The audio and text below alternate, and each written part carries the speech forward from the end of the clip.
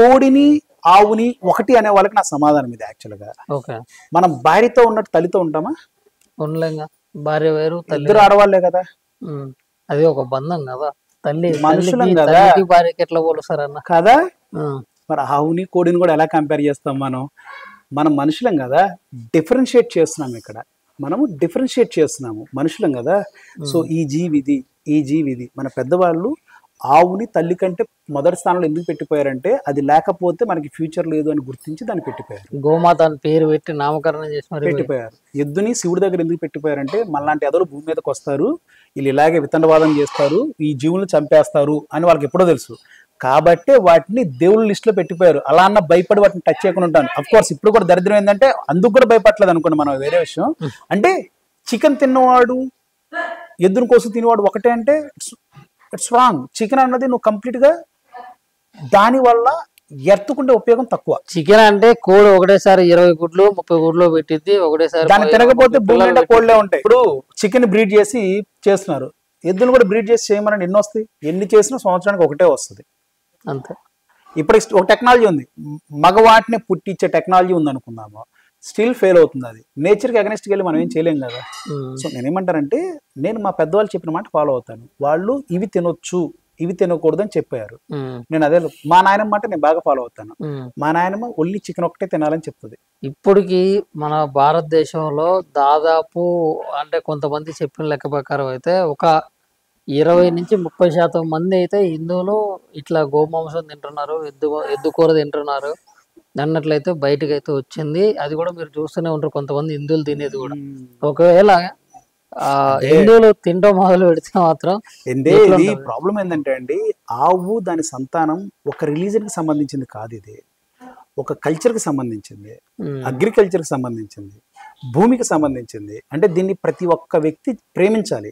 అంటే ఒక ఆవు దాని సంతానమే కాదు, ఆవుతో పాటు భూమికి మంచి చేసే ఏ జీవినైనా సరే మనం ప్రేమించాలి అనేది నా థాట్ ప్రాసెస్. దాన్ని నేను ఫస్ట్ చూస్ చేసుకుంది ఆవు దాని సంతానాన్ని.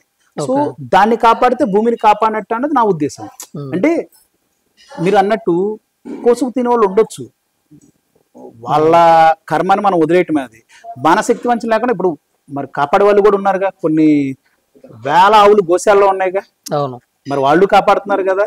అంటే మనం 1 or 2 పీపుల్ని చూపించి వాళ్ళు తింటున్నారు వీళ్ళు తింటున్నారు మేము తింటే తప్పేంటి, ఇట్స్ రాంగ్. వాడు నూతులో దిగితే నువ్వు దూకుతావా? నీకు జ్ఞానం ఉంటది కదా. అంటే భూమికి మంచి చేసే జీవి ఇది, సో దాన్ని కాపాడేయాలనేది నా ఉద్దేశం యాక్చువల్ గా. ఓకే అన్న, ఇప్పుడు మరి మీరు ఇప్పటి వరకు దాదాపు 10 సంవత్సరాలు జాబ్ చేసినారు కదా, మీరు సంపాదించిన పైసలతోనే పెట్టారా? ఇక్కడ ఈ లిటిల్ ఫార్మర్ కి ఎంత ఖర్చు అయింది స్థాపించడానికి? మళ్ళీ తర్వాత ఏమన్నా లోన్స్ కానీ లేకుంటే ఇట్లాంటి ఏమన్నా స్కీమ్స్, గవర్నమెంట్ స్కీమ్స్ కానీ లేకుంటే సెంట్రల్ గవర్నమెంట్ స్కీమ్స్ కానీ ఏమన్నా ఉపయోగపడినా మీకు? అంటే మీరు అసలు ఎట్లా స్టార్ట్అప్? గవర్నమెంట్ స్కీమ్స్ ఏమి అంటే CGTMSE కింద లోన్ తీసుకున్నాము, కొంత ఓన్ పెట్టాము, కొంత లోన్ తీసుకున్నాము మనం. ఇది ఓకే. సుమారు ఎంత ఖర్చు అయి ఉంటది మొత్తం ఈ లిటిల్ ఫార్మర్ కి? 2 కోట్లు. 2 కోట్లు అయిందా? 2 కోట్లు మొత్తం. ఇది ఎంత జాగా? ఇది ఎన్ని ఎకరాలు ఉంటది? మా సొంతది 1.5 ఉంది, ఒక హాఫ్ ఏమో మా తాత వాళ్ళది ఉంది. ఓకే, మీ తాత వాళ్ళది లీజ్ తీసుకున్నారు. అసలు మొత్తం కూడా మీకున్నటువంటి వెనక ఆస్తులు కానీ లేకుంటే అంటే గట్టి రిచ్ పీపుల్ అందుకే ఇట్లా పెట్టారు అన్నట్లు కూడా కొన్ని కామెంట్లు చూసినా నేను. కొంచెం రిచ్ కిడ్ కాబట్టి అవన్నీ చేస్తాడు, మా కాడ ఏం లేవు. కాదు, రిచ్ పీపుల్ పెట్టొచ్చు కదా, నాకంటే రిచ్ పీపుల్ ఎవరు లేరు పెట్టడానికి దేశంలో. ఉన్నారులే కానీ మీ ఒక ఆలోచన అనేది ముందుకు వచ్చింది కదా, మీరు కొత్త ఆలోచన. ఎవడేమనుకున్నా ఐ డోంట్ కేర్, బట్ నాకు ఎద్దులంటే ఇష్టం కాబట్టి పెట్టాను. అది ఓకే, ఎద్దుల కోసమే పెట్టాం దీన్ని. అంటే కొంతమంది రకరకాల కామెంట్లు చేస్తూ ఉండొచ్చు తెలిసి తెలియకుండా. అంటే కామెంట్ చేసేవాడికి నేను వాడిని తప్పనలే, వాడికి ఇది ఒక డిసీజ్ లాంటి తయారైపోయింది ఈ మధ్య. ప్రతి ఒక్కళ్ళు ఫ్రీగా ఏది పడితే అది మాట్లాడటం అనేది ఒక డిసీజ్ అయిపోయింది యాక్చువల్గా. అంటే ఏదైనా పెట్టంగానే ఫస్ట్ వాడిని డిమోటివేట్ చేసేయటం, ఏది పడితే అది మాట్లాడటం కామన్ అయిపోయింది. సో నేను పెద్ద పట్టించుకోను కూడా. మీరు వీడియోస్ అప్లోడ్ చేసే కూడా నేను పెద్దగా చూడను ఆ వీడియోస్ యాక్చువల్గా, ఎందుకంటే ఇక్కడ పని చేయాలి కదా. నేను ఆ వీడియోస్ చూస్తూ కామెంట్స్కి రిప్లై ఇవ్వలేను కదా. ఇంకో కామెంట్ కూడా ఉంది, అంటే మీ ప్రేమ ఎద్దుల పైన లేకుంటే ఆవుల పైన కూడా ఉంటుందా అని. అంటే లైక్ ఎద్దులు అంటే ఇక్కడ పని చేస్తాయి కాబట్టి ఎద్దుల మీద ప్రేమ ఉంటుందా నీకు? ఆవు దాని సంతానం. ఆవులు ఇప్పుడు గోశాలలో మరి ఎద్దులు ఎందుకు పెట్టుకోవట్లేదు? ఎద్దులకు ఒక సపరేట్ గా నేను క్రియేట్ చేస్తున్న ఎద్దుశాల అనుకోండి, ఇది బుల్ శాంక్చురీ. ఆవుశాల కాదు, ఆవులు కాపాడటానికి చాలా మంది ఉన్నారు, పెద్ద పెద్ద గొప్పలు ఉన్నారు, పెద్ద పెద్ద గోశాలలు ఉన్నాయి కాదా దేశంలో. ఉన్నాయి. మరి ఎద్దులను కాపాడటానికి వాటిని కంట్రోల్ చేయలేము. ప్రాబ్లం ఏంటంటే గోశాలలో కూడా ఎద్దులను పెట్టుకుంటారు వాళ్ళు, కానీ వాటిని కంట్రోల్ పని వాళ్ళు ఉంటారు, వాటిని కంట్రోల్ చేయలేము మనము, అవి పని చేయవు కదా అక్కడ. సో వాటి కోసం సపరేట్ గా తీసుకొచ్చిన కాన్సెప్ట్ ఇది. సో ఎద్దులు మీరు పెట్టుకోవాలంటే ఎద్దులతో పని చేయించాల్సిందే. అయితే ఇప్పుడు గోశాల ప్లేస్ లో ఇంకోటి వచ్చిందంట, ఇక బుల్ శాంక్చురీ అనుకోవచ్చు, ఇది బుల్ శాంక్చురీ లాంటిది అనుకోవచ్చు ఇది. ఓకే అన్న. అన్న ఇప్పుడు మరి మీ దగ్గర 8 నుంచి 9 రకాల ఆయిల్స్ అని చెప్తా ఉన్నారు. మరి అసలు ఏమేమి ఆయిల్స్ ఉన్నాయి మీ దగ్గర? ఏది బెస్ట్ ఆయిల్ మీ దగ్గర? బెస్ట్ ఆయిల్ ఏదు అంటే ఫస్ట్ ఆఫ్ ఆల్ ఆయుర్వేదం ఏం చెప్పిందో చూడాలి మనం. ఆయుర్వేదం ఏం చెప్పిందంటే ఒక ఆయిల్ తీసుకుంటే దానికి 5 పారామీటర్స్ చెప్పింది, దాన్నే బెస్ట్ ఆయిల్ కింద డిసైడ్ చేయాలి మనం యాక్చువల్గా. ఒకటి దీపానికి వాడొచ్చా అంటే దేవుడి ఎదురు మనం వెలిగించడానికి, ఇంకోటి నైవేద్యానికి అంటే వంటకి, ఇంకోటి హెయిర్ కి, ఇంకోటి స్కిన్ కి, ఇంకోటి వైద్యానికి. ఈ 5 పారామీటర్స్ ఏ ఆయిల్ అయితే మీట్ అవుతుందో అది మనం వాడొచ్చు అని చెప్పింది. ఈ 5 పారామీటర్స్ మీట్ అయ్యే ఆయిల్స్ 4 నల్ల నువ్వులు, ఆవాలు, కొబ్బరి, ఆముదం. ఉంది. ఇవాళ ఆముదం వాడే అంత గట్ కెపాసిటీ మనకు లేదు, దాన్ని స్కిన్ కి హెయిర్ కి వదిలేసాం, అంత వీక్ గా ఉన్నాం మనం యాక్చువల్ గా. చాలా బాధాకరమైన విషయం ఏంటంటే మనం అంత వీక్ గా ఉన్నాం. సో ఆముదంతో వంట చేసుకొని తినేంత గట్ క్యాపబిలిటీ మనకు లేదు, మన తాతమ్మలు వాళ్ళు తిన్నారు. ఆముదం ఎంత ఉంటుంది లీటర్ మన దగ్గర? మన దగ్గర 400 ఉంటుంది యాక్చువల్గా. 400. ఓకే. అండ్ ఇందులో బెస్ట్ ఆయిల్ వచ్చేసి నల్ల నువ్వులు, ఆవాలు. తర్వాత కొబ్బరి ఎందుకు బెస్ట్ ఆయిల్ అవుతుంది అంటే వంటకి మరి కొబ్బరి రా కూడా తీసుకోవచ్చు. కొబ్బరిలో ఉన్న బ్యూటీ ఏంటంటే అన్ని ఆయిల్స్ డైరెక్ట్ గా మీరు లింపథెటిక్ సిస్టమ్ ద్వారా హార్ట్ కి వెళ్ళి కలిస్తే కొబ్బరిలో 60% ఆయిల్ మీరు లివర్ తీసేసుకొని ఎనర్జీ కింద కన్వర్ట్ చేస్తుంది ఈజీగా. అండ్ అది డైజెస్ట్ అవడానికి బైల్ సాల్ట్ అవసరం లేదు. అంటే కొబ్బరికి ఉన్న బ్యూటీ అది మీకు మౌత్ లో పోసుకోగానే బ్రేక్ అవడం స్టార్ట్ అవుతుంది. కానీ కొబ్బరిలో కూడా చాలా ఫ్రాడ్ ఉంటది. మనకు వచ్చే చిప్పల్ని చాలా ప్రాపర్ గా డ్రై చేయకపోతే ఫంగస్ వస్తుంది. మీకు రైనీ సీజన్ లో, వింటర్ సీజన్ లో 15-20 డేస్ కి స్మెల్ మారిపోద్ది కొబ్బరి. సో దాన్ని చాలా ప్రాపర్ గా తీయాలి. మన దగ్గర కొబ్బరి రాంగులో చిన్న చిన్న ముక్కలు చేసేసి దాన్ని 2-3 డేస్ డ్రై చేస్తాము, తీస్తాం. స్టిల్ రైనీ సీజన్ లో 2 months కంప్లైంట్ వస్తుంది. మీరు ఇప్పుడు కొబ్బరిని మరి ఎక్కడి నుంచి తీసుకుంటారు? మరి ఎట్లాంటి ఎంత క్వాలిటీ మెయింటైన్ చేస్తారు? నేనే కాదు, ఈ రోజు ఇండియా మొత్తం కొబ్బరి తెచ్చేది కర్ణాటకలో ఉన్న తిప్తూర్ అనే ఏరియా నుంచే తీసుకొస్తారు. వీళ్ళు చాలా మంది చెప్తారు మా కొబ్బరి ఫెర్మెంట్ అవుతుంది, పైనుంచి పడుతుందని. ఇవన్నీ ఫేక్.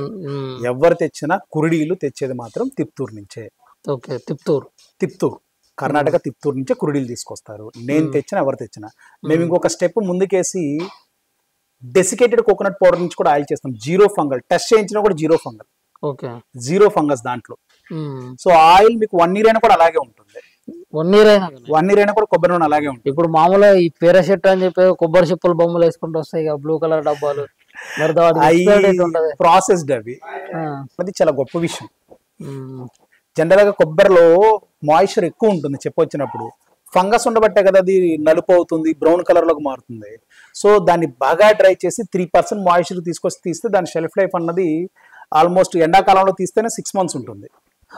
సీజన్ మారే కొద్దీ దాని షెల్ఫ్ లైఫ్ కూడా తగ్గుతూ ఉంటుంది. సో మీరు దాన్ని 15-20 days 1 month లో వాడుకుంటే బెస్ట్ కురిడి. లేదు మీరు ఒక 2-3 months లో వాడుకుంటా అంటే డెసికేటెడ్ కోకోనట్ పౌడర్ నుంచి తీసుకుంటే ఉత్తమం. 0 ఫంగల్ అన్నది. సో చాలా మంది 1300-1400 కి అమ్ముతుంటారు కురిడి నుంచి తీసిన ఆయిల్. బట్ మన దగ్గర అయితే 710. అయితే కొంచెం అటు ఇటు నడుస్తుంటది. 710 యాక్చువల్ గా ఎవరు తీసినా అదే. చాలా మంది బయట కర్పూరాలు కలుపుతారు, గ్లూకోజ్ కలుపుతారు స్మెల్ రాకుండా. చాలా కస్టమర్కి అర్థమైపోతుంది. మన కస్టమర్ అన్నాడు, సార్ వాళ్ళ కొబ్బరి నూనె చాలా తీయగా ఉంది, మీదేంటండి అన్నాడు. కొబ్బరి నీళ్ళు తీయగా ఉంటాయా? కొబ్బరి నీళ్ళు ఉంటే కొబ్బరి నూనె అలాగే ఉండాలి, కొబ్బరి తిన్నప్పుడు ఎలా ఉంటే అలాగే ఉండాలి. డ్రై అయ్యే కొద్దీ మీకు ఇంకా స్వీట్ వస్తుంది, తగ్గుతుంది. స్వీట్ తగ్గుతుందా? మీకు ఆ స్వీట్ అన్నది వాటర్ లో ఉంటది.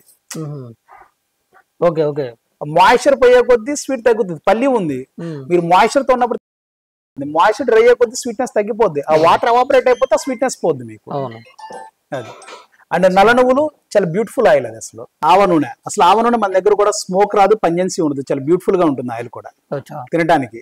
ఇట్స్ ఎస్పెషల్లీ సౌత్ ఇండియన్స్ కి ఎద్దుగానుగలో ఉన్న పెద్ద బెనిఫిట్ అదే. యాక్చువల్ గా హీట్ అవ్వదు, హీట్ అయితే ఆవ నూనె స్వరూపమే మారిపోద్ది. తీసేటప్పుడు కనుక హీట్ అయితే ఆవ నూనె దాని స్వరూపమే మారిపోద్ది, స్మోక్ వచ్చేస్తుంది, పంజెన్సీ, కళ్ళు మండుతుంది.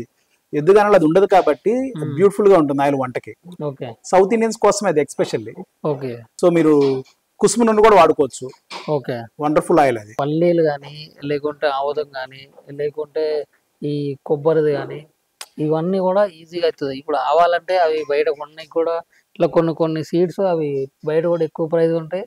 అవి ఎంత మొత్తంలో వేయాలి, వాటిని అసలు ఎట్లా అంటే వాటిని డ్రై చేయాలి, వాటిని క్వాలిటీ చెక్ చేయాలి, వాటిని చేయాలి, SOPs ఉంటాయి కదా మన దగ్గరకి.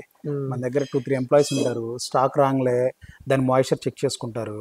సో మనకి నెక్స్ట్ 5 days కి రిక్వైర్మెంట్ ఏదో చూసుకొని వాటిని డ్రై చేస్తారు. దానికి సపరేట్ టీమ్ ఉంటుంది. డ్రై చేసిన తర్వాత 20 kgs బ్యాగ్స్ పెడతారు. బ్యాగ్స్ పెట్టిన తర్వాత ఇక్కడ ఉన్న ఒక ఇన్ఛార్జ్కి హ్యాండ్ ఓవర్ చేస్తారు వాటిని. సో వాళ్ళు రాసుకుంటారు, అంటే డ్రై అవ్వక ముందు ఎంత ఉంది, డ్రై అయిన తర్వాత ఎంత వచ్చింది. మరి కాస్టింగ్ కూడా కావాలి కదా మనకి. సో మాయిశ్చర్ అనేది కీ రోల్ ఇక్కడ. అదే కదా మీరు ఆయిల్ పొంగు రాకుండా చూసేది. ఆ తర్వాత ఆయిల్ తీసాక మళ్ళీ వీళ్ళకి హ్యాండ్ ఓవర్ చేస్తారు. ఇలా ఆయిల్ ఎంత వచ్చింది, మన ఎంత సీడ్ వేస్తే ఎంత ఆయిల్ వచ్చింది, దాన్ని సెడిమెంట్ చేసినాక ఎంత క్వాంటిటీ వచ్చింది, సేలబుల్ వాల్యూమ్ ఎంత ఉంది, ఇవన్నీ చూసుకుని రేట్ ఫిక్స్ చేసుకుంటాం. ప్రతి ఒక్కటి మీ సూపర్వైజర్ తీసుకొచ్చి లెక్కలు ఇస్తారంట. అవును, కంప్లీట్ గా మనకి ప్రతిదీ రావాల్సింది. అదర్వైజ్ ఇంత స్కేల్లో రన్ చేయడం కష్టం అవుతుంది మనకి. సో ప్రతి స్టేజ్ లో మనకి ఒక SOP ఉంటుంది. సో ఆయిల్ అక్కడ 15 days ప్రతి ట్యాంక్ కి మీరు చూసుంటారు, డేట్లు వేస్తారు. చూసిన 15 days తర్వాత దాన్ని ఓపెన్ చేస్తారు. ఈ రోజు మీకు భారతదేశంలో అతిపెద్ద ఎద్దు గానుగ నూనె పరిశ్రమ అయితే పరిచయం చేయబోతున్నా. అది ఎక్కడో కాదు, లిటిల్ ఫార్మర్ పేరుతో గుంటూరు జిల్లా తాడికొండ మండలం రేవల గ్రామంలో నడుపుతా ఉన్నారు ఈ పరిశ్రమని. ఇక్కడ భారీ సంఖ్యలో ఎద్దులు, భారీ సంఖ్యలో గానుగలు, 9 రకాల నూనెనైతే ఇక్కడ ఈ పరిశ్రమ నుంచి స్వచ్ఛమైన నూనెని తీసి బయట భారతదేశ వ్యాప్తంగా కూడా ఉన్నటువంటి ప్రజలకు ఈ స్వచ్ఛమైనటువంటి నూనెను అందించాలి, ప్రతి ఒక్కరిని కూడా ఆరోగ్యంగా చూడాలి అనేటటువంటి ఒక లక్ష్యంతో అన్నగారు నాగేంద్ర గారు అయితే వెళ్తా ఉన్నారు. మరి ఇప్పుడు మనతో పాటు అయితే ఉన్నారు. అన్నగారితో మాట్లాడి ఈ యొక్క పరిశ్రమ గురించి, వారి యొక్క అనుభవం గురించి, మరి ఈ నూనెల గురించి, నూనె యొక్క తయారీ విధానం గురించి ఇలా చూసుకుంటూ పోతే పిన్ టు పిన్ మీకు ఈ పరిశ్రమ గురించి మరిన్ని విషయాలు తెలియజెప్పే ప్రయత్నం అయితే ఈ వీడియోలో చేస్తా. ముందైతే అన్నగారు వెల్కమ్ చేద్దాం. అన్నగారు నమస్కారం అండి. నమస్తే నాగేష్. అన్న, ఇప్పుడు ఇంత పరిశ్రమలు ఉన్నాయి, ఏ పరిశ్రమ చూసినా కానీ మొత్తం యంత్రాంగం ఉంది, ఇంతగానో డెవలప్ అయింది, ఇన్ని మిషనరీ ఉన్నాయి. మీరేమో మళ్ళీ 50 ఏళ్ళ కిందకి పోయి మళ్ళీ ఈ ఎద్దుగానుగ నూనె అని చెప్పి స్టార్ట్ చేసిండ్రు. ఏంది అసలు ముఖ్య ఉద్దేశం ఏంది, అసలు మీ లక్ష్యం ఏంది అసలు? అంటే ఫస్ట్ ఆఫ్ ఆల్ యంత్రాలతో వచ్చిన ప్రాబ్లం ఏంటంటే ప్రొడక్టివిటీ ఎక్కువ ఉంటుంది. అంటే మీకు తక్కువ టైంలో ఎక్కువ ప్రొడక్ట్ వస్తుంది. ఓకే, అంటే మనం we are not made of wires or metal కదా, మనం వి కేమ్ ఫ్రమ్ ఎర్త్, అంటే భూమి నుంచి వచ్చాం కదా మనం. అంటే మనకి నేచర్ కావాలి, అంటే మనం తినే ఫుడ్ కూడా నేచర్కి చాలా దగ్గరగా ఉండాలి. ఈ మిషన్స్తో వచ్చిన ప్రాబ్లం ఏంటంటే దానికి ఫుడ్ ఎలా ఉండాలో తెలియదు. మీరు దాన్ని పొడి చేయమంటే పొడి చేస్తుంది, అది ఏ లెవెల్లో పొడి చేయాలి, దాంట్లో ఫైబర్ ఉండేలా పొడి చేయాలని కూడా దానికి తెలియదు. మీరు ఇస్తే పొడి చేస్తుంది. ప్రాబ్లం ఏమవుతుందంటే ఈ మిషన్స్ వచ్చిన తర్వాత నుంచి ప్రాసెసింగ్ పెరిగిపోయిన తర్వాత ఏమవుతుందంటే మన ఫుడ్ నేచర్ నుంచి దూరంగా జరగడం స్టార్ట్ అయింది. అంటే మీరు ఒక రకంగా చెప్పాలంటే ఇప్పుడు మిషన్స్ లో ఆయిల్ కి ఇస్తే, మీరు సీడ్ మిషన్ కి ఇస్తే మిషన్ లో హీట్ వస్తుంది. హీట్ వస్తే అది కెమికల్ గా చేంజ్ అవుతుంది, దాని కెమికల్ కాంపౌండ్స్ చేంజ్ అవుతుంది. అంటే అది సీడ్ లో ఆయిల్ ఎలా ఉందో మీ ప్లేట్ లో అలా ఉండాలి అన్నది ఉండదు. సో దాని ఫామ్ చేంజ్ అవుతూ ఉంటుంది. అంటే మనం నేచర్ నుంచి చాలా దూరంగా జరుగుతున్నాము. సో దానివల్ల హెల్త్ ప్రాబ్లమ్స్ ఎక్కువగా వస్తున్నాయి యాక్చువల్గా చెప్పాలి అంటే. అంటే మా కాన్సెప్ట్ ఏంటంటే మనం తినే ఫుడ్ అనేది నేచర్ కి చాలా దగ్గరగా ఉండాలి, అంటే ఎంత వీలైతే అంత వీలుగా దగ్గరగా ఉండాలి అనేది మన కాన్సెప్ట్. అంటే ఇప్పుడు మీరు మన ఆయిల్ తీస్తే అది ఇప్పుడు రా పల్లీలో ఎలా ఉందో అలాగే ఉండాలి ఆయిల్. సిస్టమ్ కావాలి అంటే అది డెఫినెట్ గా ఎద్దుగానితోనే సాధ్యపడుతుంది. ఓకే, ఇప్పుడు మిషన్ ద్వారా అయితే మిషన్ యొక్క RPM కొంచెం స్పీడ్ గా ఉంటది కాబట్టి స్పీడ్ గా తిరగడం వల్ల అది హీట్ ఎక్కి అది కెమికల్ గా మారుతుంది. అంటే అది కాంపౌండ్స్ చేంజ్ అవుతాయి, కెమికల్ కాంపౌండ్స్ చేంజ్ అవుతాయి. ఇప్పుడు ఎద్దులు అంటే కొంచెం RPM తక్కువ ఉంటది, కొంచెం స్లోగా తిరుగుతుంది అన్నట్ల. ఏంటి అసలు డెప్త్ లెవెల్? అంటే యాక్చువల్లీ చెప్పాలంటే ఫస్ట్ ఆఫ్ ఆల్ ఎద్దుగాని మనం చాలా ఆస్పెక్ట్స్ లో చూడొచ్చు. ఎద్దుగాని వల్ల ఒక ఎద్దు బతుకుతుంది. అంటే ఒక రూరల్ ఉమెన్ కి ఒక ఎంప్లాయ్మెంట్ వస్తుంది. ఓకే అంటే నేనేమంటానంటే ఇప్పుడున్న ప్రస్తుత పరిస్థితుల్లో ఎద్దును ప్రొటెక్ట్ చేయడం చాలా చాలా ఇంపార్టెంట్. అంటే ఒకప్పుడు చూస్తే నా చిన్నప్పుడు చూస్తే మా ఊర్లో ఆల్మోస్ట్ 50 pairs ఆఫ్ బుల్స్ ఉండేవి. ఓకే ఇప్పుడు ఆల్మోస్ట్ 1 or 2కి వచ్చేసినాయి అవి. అంటే ఇవన్నీ ఎక్కడికి వెళ్తున్నాయి అంటే కొత్తకే వెళ్తున్నాయి. ఓకే సో మనం వాటిని ఒక కమాడిటీ కింద చేంజ్ చేసాము. అంటే మనం చాలా సెల్ఫిష్ కదా, మనం దాంతో అవసరం ఉన్నంత కాలం దేవుడు అన్నాము, ఫోటోల్లో ఎక్కించాము, భజనలు చేసాము. ఇప్పుడేమో వాటితో అవసరం లేదు కదా. రైతు సహకార మారిన పరిస్థితుల్లో రైతులు కూడా వాటితో చాలా తక్కువగా వ్యవసాయం చేస్తున్నారు. అంటే ఎంతలా అంటే కొంతమంది అసలు డే 1 నుంచి అంటే క్రాప్ స్టార్ట్ అయిన దగ్గర నుంచి క్రాప్ ఎండ్ అయ్యేదాకా అంతా మిషనరీ వాడుతున్నారు. కొంతమంది రైతులు అంటే ఎద్దుల వ్యవసాయం ఇంపార్టెన్స్ తెలిసిన రైతులు మాత్రమే ఎద్దులతో వ్యవసాయం చేస్తున్నారు. సో ఇప్పుడు ఇవన్నీ ఇప్పుడు మనకి చాలా ఆవులు ఉన్నాయి, మరి వాటికి రోజు ఆవే పుట్టాలని లేదు కదా. అవును, బుల్లు కూడా పుడుతుంది కదా, ఎద్దు కూడా పుడుతుంది కదా, మరి ఎద్దులని ఎక్కడికి వెళ్తున్నాయి? అది ప్రకృతి సిస్టమ్, అది ఎక్కడికి వెళ్తున్నాయి? అవన్నీ డెఫినెట్ గా వెళ్తుంది. సో వాటిని ప్రొటెక్ట్ చేయాలనేది ఫస్ట్ మోటివేషన్ నాకు. ఎందుకు ప్రొటెక్ట్ చేయాలి అంటే నాకు అవంటే ఇష్టం. మా పెద్ద పాప పేరు కూడా నంది. సో అంత ఇష్టం నాకు అవి. సో సరే, ఈ లెక్కలో చూసుకుంటే మీరు ఎన్ని ఎద్దులను కాపాడుతారు? ఎన్ని ఎద్దులు కానీ మరి ఇట్లా పని చూపించి ఎద్దుల్ని కాపాడే లక్ష్యం? శక్తి మేర.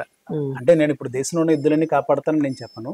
నన్ను ఈ ప్రాజెక్ట్ చూసి ఇన్స్పైర్ అయ్యి ఇంకెవరైనా పెట్టుకుని ఇంకొక 20 ఎద్దులు కాపాడొచ్చు, వాళ్ళని చూసి ఇంకొక 20 ఎద్దులు కాపాడుకోవచ్చు. అంటే మేజర్ అసలు ఎద్దులు కాపాడితే మనకే మంచి జరుగుతుంది కదా. ఇప్పుడు ఈ సిస్టమ్ లో వచ్చే ఆయిల్ బెస్ట్ ఆయిల్ కదా, దీన్ని కాపాడటం వల్ల మనకే మంచి జరుగుతుంది కదా.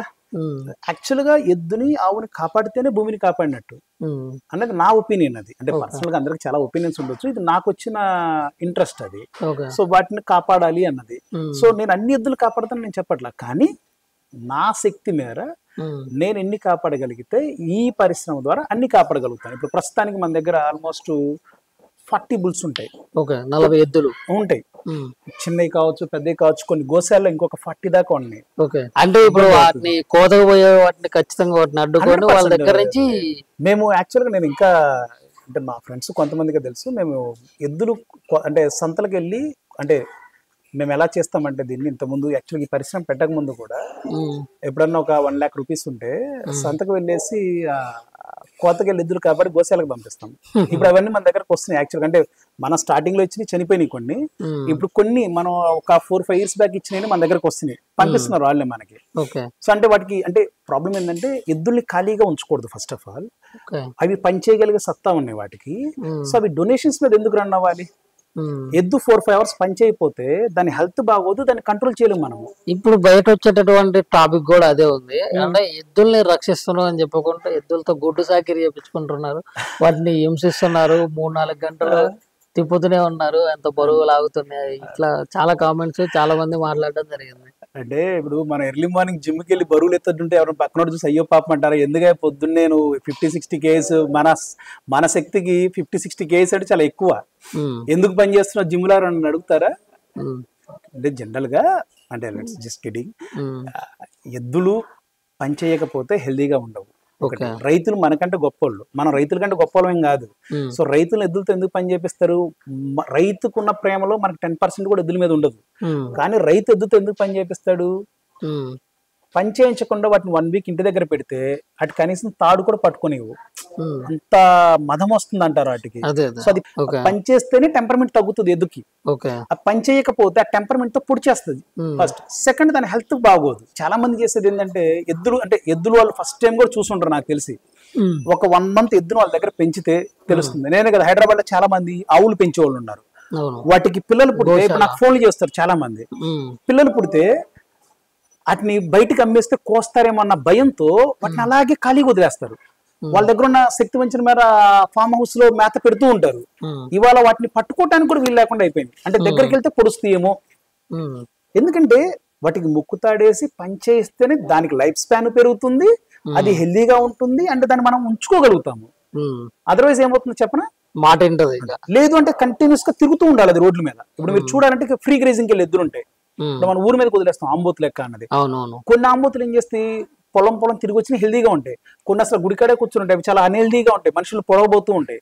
అంటే చెప్పేది ఏంటంటే వీళ్ళందరికీ యాక్చువల్ గా ఎద్దుల గురించి తెలిసిన వాళ్ళు ఎవరు అలాంటి అది comment చేస్తే రైతులు నవ్వుతాం. నిజమైన రైతులకు తెలుసు. రైతులకు తెలుసు, అది రైతులను అడగమనండి. ఎద్దుతో పని చేపిస్తే హింస కదా అన్నది రైతులు నవ్వుతారు. ఎందుకంటే ఎద్దుతో పని చేపిస్తేనే, అండ్ దట్టు అది పనిచేసేది 3 hours. మా సాయిగాడు ఉన్నాడు, వాడి పేరు సాయి.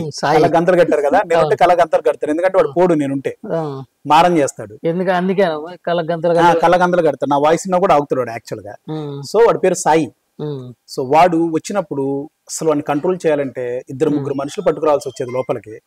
ఇప్పుడు అది ఎప్పుడైతే డైలీ ఒక 2-3 hours పని చేస్తుందో అప్పుడు అది కంట్రోల్ వచ్చింది. ఇది వర్క్ చేసేది ఇప్పుడు కొంచెం నార్మల్ అయిపోయింది, మాట ఉంటుంది. ఇప్పుడు నేను పిలిచినా కూడా అవుతుంది, అది డెఫినెట్ గా అవుతుంది. అంటే చెవిలా పెట్టేసి వెనక్కి వస్తుంది. సో అంటే 2-3 hours పని చేయడంలో తప్పేముంది. మనం డైలీ 1 hour జిమ్ లో పని చేస్తున్నట్టు అది 2-3 hours పని చేస్తుంది. అంటే పని చేసి దాని అంటే మన సోమరిపోతుగా ఇంట్లో పడుకొని డబ్బులు కావాలంటే కుదరదు కదా. సో అది కూడా 2-3 hours పని చేసి దాని ఫుడ్ అది ఎర్న్ చేసుకుంటుంది. దానితో పాటు మనకి మంచి ఆరోగ్యం ఇస్తుంది. ఇప్పుడు బయట అక్కడ రేకుల షెడ్ కింద కట్టెల పొయ్యి మీద ఏందో వండుతా ఉన్నారు, ఏంటంటే ఎద్దులకి అని చెప్తున్నారు. ఎద్దులకి అంటే జనరల్ గా మనం ఏం చేస్తామంటే, అంటే వీటిని ఎలా చూస్తాం చెప్పలే కదా, అది మీరు పని చేయడమే చూసారు. అది యాక్చువల్ గా డైలీ బాగా కష్టపడితే 2-3 hours కష్టపడుతుంది. ఆ తర్వాత వాటికి వేడి నీళ్ళతో కాళ్ళు కడుగుతారు. వేడి నీళ్ళతో కాళ్ళు కడుగుతారు. కడిగిన తర్వాత వాటికి ఉలవలతో పాటు ఒక్కోసారి ఒక 1 month రాగులు, 1 month సజ్జలు, 1 month జొన్నలు ఉడికిస్తారు. ఆ ఉడికిచ్చిన అన్నం పెడతారు డైలీ 4 kgs. ఒకటేసారా లేకుంటే ఒక రోజు ఇది ఒక రోజు అది? అంటే 1 month ఉలవలు కామన్ గా ఉంటుంది. ఉలవల తర్వాత దాంట్లో సజ్జలు 1 month రాగులు, 1 month జొన్నలు, ఇలా కొన్ని మిల్లెట్స్ తెస్తాం అనమాట. మిల్లెట్స్ ప్రాసెస్ అప్పుడు కొద్ది వేస్ట్ ఉంటుంది, అదంతా వేసి ఉడికిచ్చి అంటే జిమ్ పోయే వాళ్ళకి ప్రోటీన్ పౌడర్ ఎట్లా అలాగే పెడతాం. అండ్ ఇవి తినే మేత కూడా పచ్చజొన్న తింటాయి.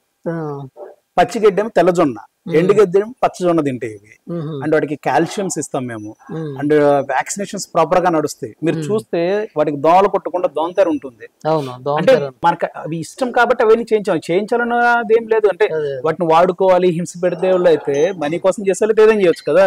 వాటికి ఫ్యాన్లు ఉంటాయి లోపల, ఫ్యాన్లు కూడా చూసినాం, దోమతెర చూసినాం. సో అక్కడ చిన్న కొన్ని ఇప్పుడు మీరు కొన్ని పిల్లలు ఉన్నాయి, మరి అవి పని చేయట్లేదుగా. అవును, చిన్న పిల్లలు ఉన్నాయి కదా, అవి పని చేయట్లేదు కదా. అలానే వాటిని పని చేయించాలన్న కాన్సెప్ట్ కాదు, పని చేస్తే హెల్దీగా ఉంటాయి అదన్న కాన్సెప్ట్ తోనే మనం చేస్తున్నాం. అండ్ మోరోవర్ ప్రొటెక్ట్ చేయడానికి చేస్తున్నాం మనం ఇది.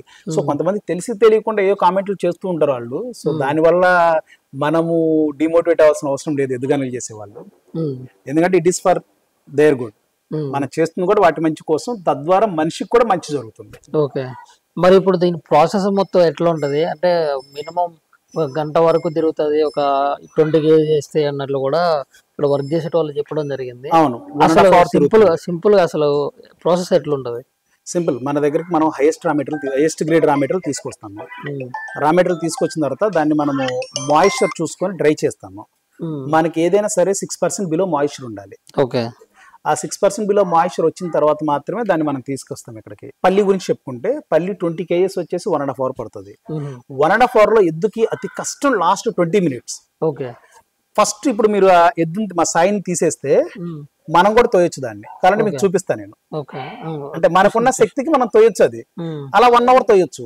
లాస్ట్ 1/2 hour మాత్రమే ఎద్దు కొద్దిగా బలంగా లాగాల్సి వస్తుంది. అండ్ దానికున్న బాడీ వెయిట్ కి, దానికున్న ఎనర్జీకి, దానికున్న స్టామినాకి మాక్సిమం వెయిట్ 250 kilos పడుతుంది. అక్కడ 250 kilos ఎద్దు లాగటం అనేది పెద్ద ఇష్యూ కాదు. దట్టు మెకానికల్ వర్క్ నడుస్తుంది అక్కడ, చాలా ఈజీగా ఉంటుంది. ఆ షేప్ లో, ఆ ట్రయాంగిల్ షేప్ ఉంది కదా, ఆ షేప్ లో మీకు చాలా ఈజీగా అవుతుంది మెకానికల్ గా తిరగటం. సో ఎద్దుకి స్ట్రెస్ ఉండదు, ఎద్దుకి స్ట్రెయిన్ ఉండదు, ఇక్కడ ఎద్దుకి ఏం ప్రెషర్ పడదు. జస్ట్ వాకింగ్ చేస్తున్నట్టు అంతే. లాస్ట్ 20 minutes కొద్ది బలంగా ఒక 100 to 200 kgs లాగుతున్నట్టు. ఓకే, ఇప్పుడు డీటెయిల్ గా చూసుకున్నట్లయితే ఆ వుడ్ ఉంది కదా, అవును, అది ఎక్కడ చేయించారు? ఆ షేప్ అసలు ఇక్కడ మీరు చూస్తున్న ఈ లైన్ మొత్తం తమిళనాడులో చేయించాం మనం. ఏది అంటే కింద రాయితో సహా అన్ని తమిళనాడులో చేయించాం. అటు కూడా కొన్ని తమిళనాడులో చేయించాం, కొన్ని మాటూరులో చేయించాం. ఇప్పుడు ఇవి చేసే వాళ్ళు తెలంగాణలో కూడా ఉన్నారు. నరసింహ అని చెప్పేసి తెలంగాణలో కూడా చేస్తున్నారు, బాగా బ్యూటిఫుల్ గా చేస్తున్నారు వాళ్ళు. సో వాళ్ళ దగ్గర కూడా తీసుకుంటారు. అంటే అందరికి రాదు కదా ఈ పని, రాదు. దాని మీద ఇంట్రెస్ట్ ఉన్న వాళ్ళకే వస్తుంది. ఇప్పుడు అది లైక్ అది సిఎన్సి మిషన్ మీద చేస్తేనే కరెక్ట్ పర్ఫెక్ట్. అలా ఏం లేదు, అది హ్యాండ్ తో చేసిపోయాడు నరసింహ. హ్యాండ్ తో చేసింది, హ్యాండ్ తో చేసాడు. వస్తుంది, హ్యాండ్ మేడ్ వస్తుంది. వాళ్ళ దగ్గర అంటే టూల్స్ ఉంటాయి. అంటే ప్రతిదీ మిషన్ తో చేయాలన్న రూల్ ఉన్నారు. ప్రతిదీ మిషన్ తోనే కాదు, పర్ఫెక్షన్ అనేది అసలు మనిషి చేస్తేనే పర్ఫెక్షన్ వస్తుంది, మిషన్ గడ్డే కూడా. సో ఇది హ్యాండ్ తో చేసింది. ఇప్పుడు మీరు చూస్తున్న ఫస్ట్ హ్యాండ్ తో చేసింది, చూడండి ఎంత పర్ఫెక్ట్ గా చేసిపోయారు. మరి ఇప్పుడు దీని ఆర్పిఎం ఎంత ఉంటది అన్న? మరి ఇది ఎద్దు మోర్ ఓవర్ ఎద్దుగానలో ఆర్పిఎం కంటే కూడా చాలా ఇంపార్టెంట్ ఏంటంటే ఇప్పుడు మీకు మిషన్ ఆయిల్కి ఎద్దుగానగాయలకి తేడా చెప్తాను. మీరు పల్లి తీసుకున్నారనుకోండి, పల్లిలో వెజిటేటివ్ వాటర్ ఉంటుంది, అంటే ప్రతి సీడ్ లో కూడా వాటర్ ఉంటుంది, తేమ మాయిశ్చర్ ఉంటుంది, దాన్ని వెజిటేటివ్ వాటర్ అంటారు. మీరు దాన్ని క్రష్ చేసేటప్పుడు ఏమవుతుందంటే ఆ పల్ప్ తో పాటు ఆ వాటర్ కూడా ఆయిల్లోకి వస్తుంది, కానీ ఆయిల్ తో రియాక్ట్ అవ్వదు. అది ఎప్పుడు ఫైబర్ తో ఉన్నంతసేపు ఫైబర్ తోనే రియాక్ట్ అవుతుంది, ఆయిల్ తో రియాక్ట్ అవ్వదు. మీరు మిషన్ లో వేసి పల్లి తీసారనుకోండి, ప్రాబ్లం ఏమవుతుందంటే ఆ హీట్ కి ఆ ఆయిల్ సెల్ ఎన్లార్జ్ అవుతుంది. ఎన్లార్జ్ అయ్యి ఆ వాటర్ డ్రాప్లెట్స్ ఉంటాయి కదా, ట్రాప్ అయిపోతాయి. దాన్ని ఎమల్సిఫైడ్ వాటర్ అంటారు టెక్నికల్ గా. సో అది ఆయిల్ లోనే ఉండిపోతుంది, అంటే ఫోర్స్ గా ఆయిల్ లో కలిసిపోతుంది, దాన్ని ఎమల్సిఫైడ్ వాటర్ అంటారు.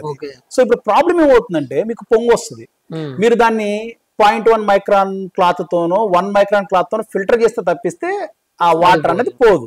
ఫిల్టర్ చేస్తే ఏమవుతుంది, మీకు దాంట్లో ఉన్న యాంటీ ఆక్సిడెంట్స్ పోతాయి, కలర్ పిగ్మెంట్స్ పోతాయి, చాలా పోతాయి. సో కావాల్సినవన్నీ పోతాయి. ఓన్లీ నథింగ్ బట్ అది మీరు వంట వండుకోవడానికి అన్నట్టు ఉంటుంది తప్పిస్తే మీకు న్యూట్రియంట్ గా ఎలాంటి బెనిఫిట్ ఉండదు అనమాట. ఫిల్టర్ చేయకపోతే ఏమవుతుంది, అది పొంగు వస్తుంది, మీరు వంట కూడా చేసుకోలేరు. అది దానివల్ల దాని ప్రాబ్లం ఏంటంటే అది ఎమల్సిఫైడ్ వాటర్ అవుతుంది. ఎద్దుగానలో ఉన్న అతిపెద్ద బెనిఫిట్ ఏంటంటే ఇక్కడ మీకు జీరో హీట్ వల్ల ఏమవుతుందంటే అది డిజాల్వ్డ్ వాటర్ ఫామ్ లోనే ఉంటుంది. అంటే ఆ పల్ప్ ని మీరు సెడిమెంట్ చేస్తే, మీరు లోపల చూసారు 15-20 ట్యాంక్స్ ఉన్నాయి మన దగ్గర, ఆ ట్యాంక్ లో పోసి మనం దాన్ని అలా 15 days వదిలేస్తాము. ఆ స్లడ్జ్ అంటే ఆ వాటర్ లో కంటెంట్ ఉన్న స్లడ్జ్ మొత్తం అడుక్కొచ్చేస్తుంది. ఆ మడ్డితో పాటు ఏదైతే వాటర్ దిగుతుందో, అంటే 0.2% కూడా దిగదు మన దాంట్లో ఎదుగానలో. ఆ 0.2 ఏదైతే ఉందో అది కిందకి వెళ్ళిపోతుంది, దాన్ని డిజాల్వ్డ్ వాటర్ అంటారు. సో 15 days అది సీడ్ ని బట్టి ఉంటుంది. అది మనం చూసుకున్నాం, మనం ప్రతి బ్యాచ్ శాంపిల్ తీసి మనం చెక్ చేసుకుంటాం ఇంట్లో వంటకి. సో ఎన్ని రోజులకి మనం దాన్ని బయటకి ఇవ్వచ్చు అన్నది, ఎప్పుడైతే పొంగు రాదో అప్పుడు బయటకి ఇస్తాం మనము. సో జనరల్ గా గానుగున పొంగు వస్తుంది అంటే అది తీయటం రాక మాయిశ్చర్ వస్తేనే పొంగు వస్తుంది. నువ్వు ప్రాపర్ గా సీడ్ ని 6% బిలో మాయిశ్చర్ తీసుకొచ్చి, అంటే సిటీస్ లో ఎవరికి స్పేస్ ఉండదు, ఎండబెట్టరు, వచ్చిన పల్లి వచ్చినట్టు వాళ్ళు అమ్ముకునే వాళ్ళు ఎక్కువ వెయిట్ ఉండాలి కాబట్టి 10% మాయిశ్చర్ తో ఇస్తారు. వీళ్ళు అదే 10% మాయిశ్చర్ తో దాంట్లో వేసేస్తారు, వీళ్ళు తీసుకెళ్లిపోతారు, వంట వండితే పొంగు వస్తుంది. బట్ ఇక్కడ ప్రాపర్ గా మనం చేసే డిఫరెన్స్ ఏంటంటే ఎద్దుగానక మనకి రాదు.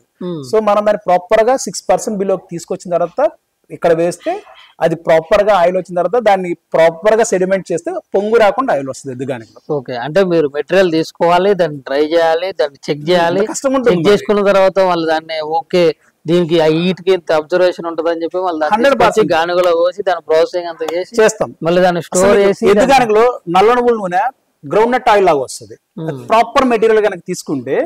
దీనికి ఉన్న గొప్పతనం అంటే అంటే ప్రాబ్లం ఏంటంటే అసలు మన ఎద్దుగానికి దగ్గరే మన పెద్దవాళ్ళు ఎందుకు ఆగిపోయారు అన్న దగ్గర మనం స్టార్ట్ అయితే మనం దీన్ని ఫర్దర్ గా ఇంకా డెవలప్ చేసుకునే వాళ్ళం. మనం ఏం చేసాము, మిషన్ల వెంట పడిపోయి దీన్ని వదిలేసాము. యాక్చువల్ గా ఇప్పుడు ఐరన్ కనిపెట్టింది మనం కాదు కదా, కాపర్ కనిపెట్టింది మనం కాదు కదా, ఎవరు కనిపెట్టారు ఇవన్నీ? మన యాన్సిస్టర్స్,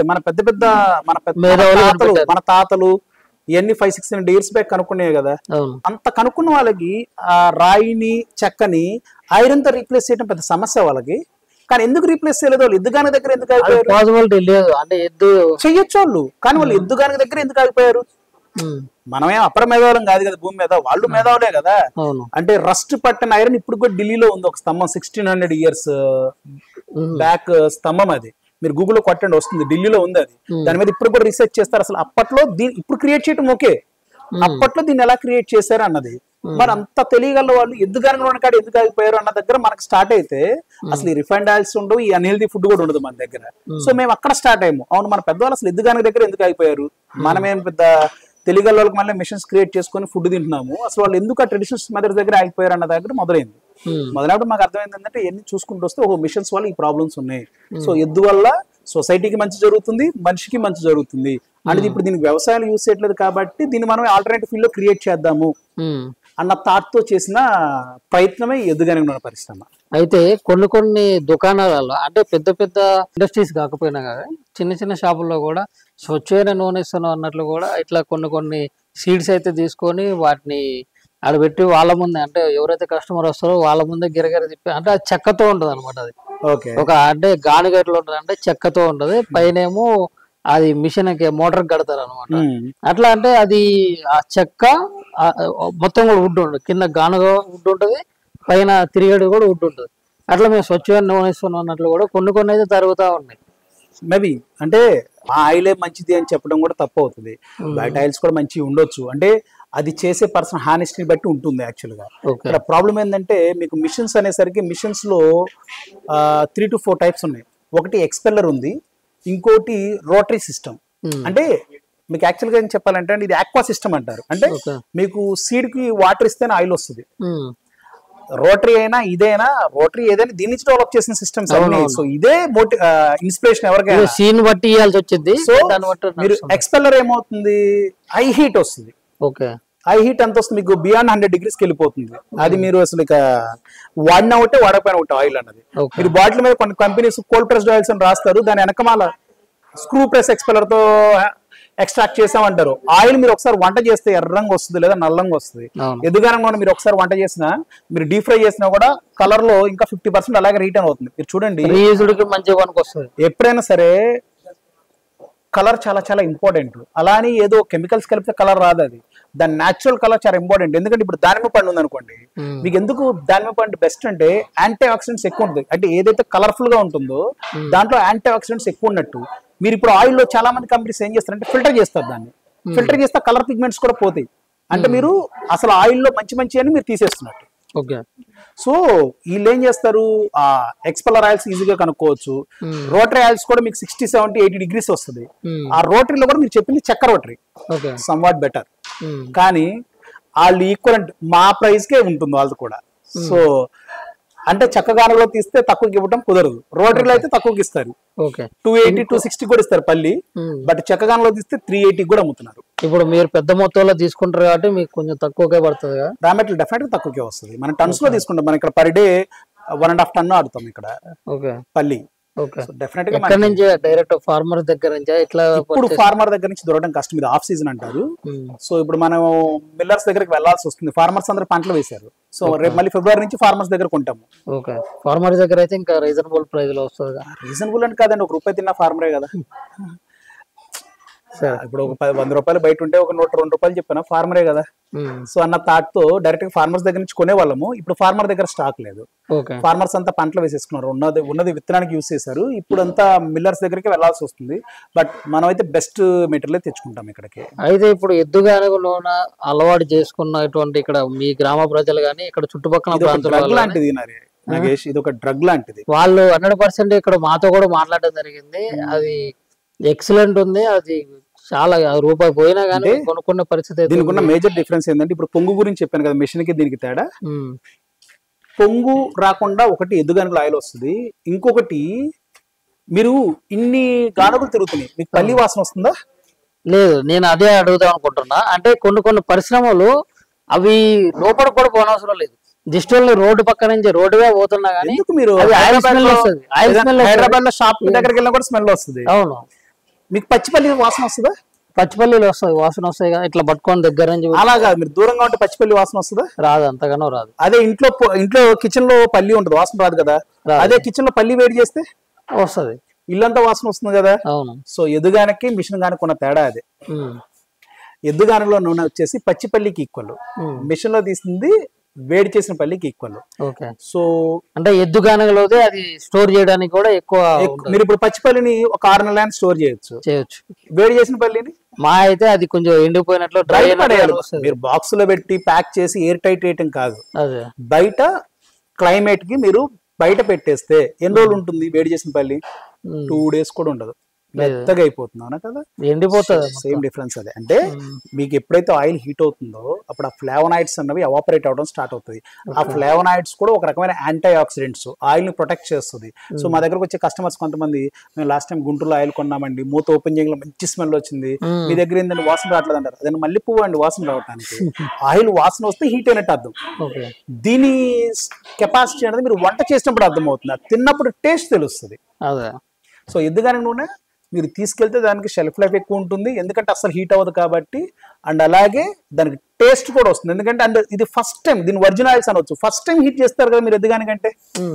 మీరు వంట చేసేటప్పుడు ఫస్ట్ టైం కదా, అదే మెషిన్ లో అంటే మీరు సెకండ్ టైం హీట్ చేస్తున్నట్టు. So that is a difference.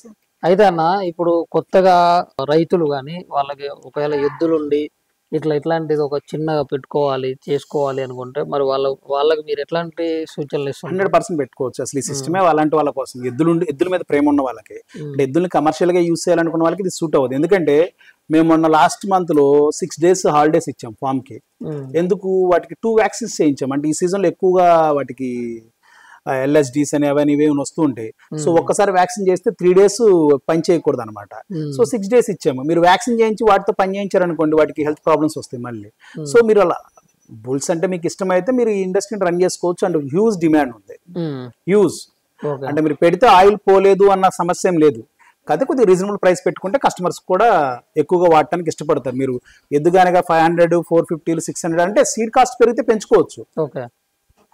అయితే మీరు ఇక్కడ ఎంత పెద్ద మొత్తంలో పెట్టారు, 30 మంది ఎంప్లాయీస్ అంటున్నారు, మళ్ళీ ఇటు ఎద్దులు ఉన్నాయి, వాటికి ఫీడ్ ఇవ్వాలి, దానికి అంటే మీరు అంటే ఎద్దుని చాలా జాగ్రత్త, అంటే వ్యాక్సినేషన్ దగ్గర నుంచి కూడా ప్రతి ఒక్కటి చూసుకుంటున్నారు. ఇంత పెద్ద వ్యవస్థ మరి ఎట్లా సాధ్యమవుతుందో, నడుస్తుందా లేకుంటే ఏమన్నా నష్టాల్లో నడుస్తుందంటారా లేకుంటే లాభాల్లో నడుస్తుందా? బ్రేక్ ఈవెన్ లో నడుస్తుంది. అటు లాభం లేదు, అటు నష్టం లేదు. కానీ నాకు ట్రస్ట్ ఉంది కస్టమర్స్ మీద. అంటే ఒకసారి ఈ ఆయిల్ యూస్ చేస్తే వాళ్ళు ఇక 100% ఈ ఆయిల్స్ యూస్ చేస్తారని నమ్మకం ఉంది నాకు. అండ్ ఫ్యూచర్ లో ఇంకా ఎక్స్పాండ్ చేసే ఆలోచన ఉంది మాకు. స్టోర్స్ కి ఆన్లైన్ లోకి వస్తున్నాం, వెబ్సైట్ క్రియేట్ చేస్తున్నాం, littlefarmerindia.com అని. అండ్ ఆన్లైన్ లోకి వస్తున్నాము. అండ్ వెరీ సూన్ కొన్ని 2-3 persons తో టైఅప్ అవుతున్నాం మేము. So it's going to be big. Definite గా పర్ డే 3,000 to 4,000 liters మేము సేల్ చేయాలనేది మా థాట్. ఇప్పుడు మనకు ప్రస్తుతానికి ప్రొడక్షన్ 500 liters తీస్తున్నాము. ఇప్పుడు అది 350 దాకా సేల్ అవుతుంది. నెక్స్ట్ అంటే ఇంకొక 1 year. ఇప్పుడు మామూలుగా ఇప్పుడు ప్రస్తుతం ఉన్నటువంటి సందర్భంలో అయితే 100కి 120, 150 మధ్యలో అయితే ఇక సన్ఫ్లవర్ దగ్గర నుంచి పామ్ ఆయిల్ తో స్టార్ట్ అయ్యి సన్ఫ్లవర్ వరకు అయితే వాళ్ళు వాళ్ళ బడ్జెట్ లో అయితే ఆయిల్ అయితే పర్చేజ్ చేసుకుంటున్నారు. అంటే ప్రత్యేకించి ఇంత ప్రైస్ పెట్టాలి, ఇంత ప్రైస్ పెట్టి ఇట్లా ఆయిల్ కొనుగోలు చేయాలి అన్న ఆలోచనలో ఉంటారంట. అంటే మీరు తయారు చేసేటటువంటి ఎద్దు గానుగుండడానికి అంత ఆదరణ ఉంటదంట ప్రజల్లో. సార్, ఇది హెల్దీ లైఫ్ స్టైల్ అన్నది ఒక యాటిట్యూడ్ అండి. It's not depends on your purchasing power.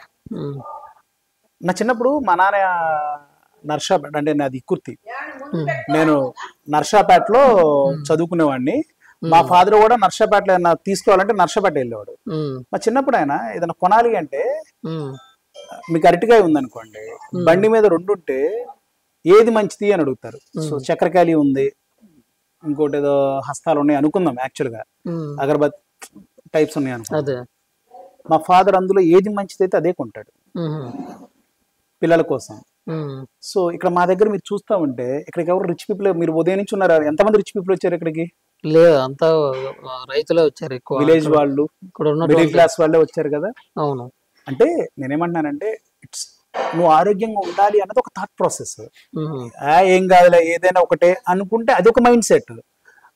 ఏదైతుంది ఎటు కూడా చచ్చిపోయామే కదా, ఏదైనా చచ్చిపోతాం కదా అన్న థాట్ లో, అంటే చచ్చిపోవడం వేరు, రోగాలతో చచ్చిపోవాలని లేదు కదా. సో హెల్దీగా కూడా చనిపోవచ్చు కదా. అలాగే హెల్దీగా ఉండాలి అనేది ఒక లైఫ్ స్టైల్, అంటే ఒక attitude. Healthy life style attitude, మీరు అన్నట్లు దానికి మనీతో పని లేదు. సో దానికి ఎవరైనా కొంటారు. ఇక్కడ ఇది ప్రూవ్ అవుతుంది. ఇక్కడ చాలా మంది ఆయిల్ వాడిన వాళ్ళు గట్లో చేంజ్ వస్తుంది. ఫస్ట్ ఆఫ్ ఆల్ ఒక 2-3 months వాడిన తర్వాత మీకు గ్యాస్ట్రిక్ ప్రాబ్లం తగ్గుతుంది స్లోగా. ఆ తర్వాత మీకు స్లోగా మీ గట్లో, మీ స్టమక్ లో అనీజీ పోవటం స్టార్ట్ అవుతుంది. టేస్ట్ తెలుస్తుంది. కూరగాయలు అంతే కదా, కెమికల్ గా పండించారా, ఆర్గానిక్ గా పండించారా. ఇవి కాకుండా మీకు అడల్టరేట్ అయ్యే ఛాన్స్ ఏముంది? మీరు తినే వాటిలో అసలు అది ఫుడ్ ఐటమే కాకుండా మీరు తినే ఐటమ్ ఏముంది? ఆయిల్ ఒక్కటే కదా. అది చేంజ్ అయితే డెఫినెట్ గా హెల్త్ చేంజ్ అవుతుంది కదా. మీరు ఆయిల్ చేంజ్ చేస్తే 60% మీ హెల్త్ ప్రాబ్లమ్స్ సెట్ అవుతాయి ఒక 6 months. సో అది టేస్ట్ చేసిన వాళ్ళు, అంటే వాడాలి ఒక 6 months వాడితే, అది చూసిన వాళ్ళు వేరే ఆయిల్కి వెళ్ళరు. సో అప్పుడు మీకు ఇక్కడ మీరు 360 పెట్టి పల్లి ఆయిల్ కొన్నారనుకున్నాము, మీరు మంత్లీ ఒక 4 bottles 1200, ఇయర్లీ ఎంత అవుతుంది? 12,000. హాస్పిటల్ పెట్టే ఖర్చు ఎంత తగ్గుతుంది?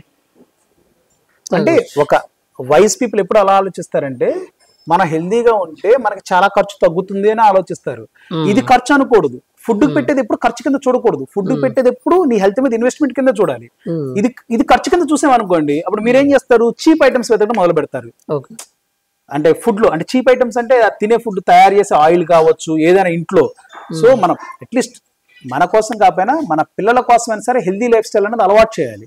సో హెల్దీ లైఫ్ స్టైల్ అనేది ఒక attitude, it's not no health. ఇప్పుడు మీరు అనుకున్నట్టు డబ్బులు ఖర్చు పెట్టగలిగే వాళ్ళే మంచి ఫుడ్ తింటారు అనుకుంటే, పెద్ద పెద్ద సెలబ్రిటీస్, సినిమా స్టార్స్ హాస్పిటల్ ఎందుకు జాయిన్ అవుతున్నారు?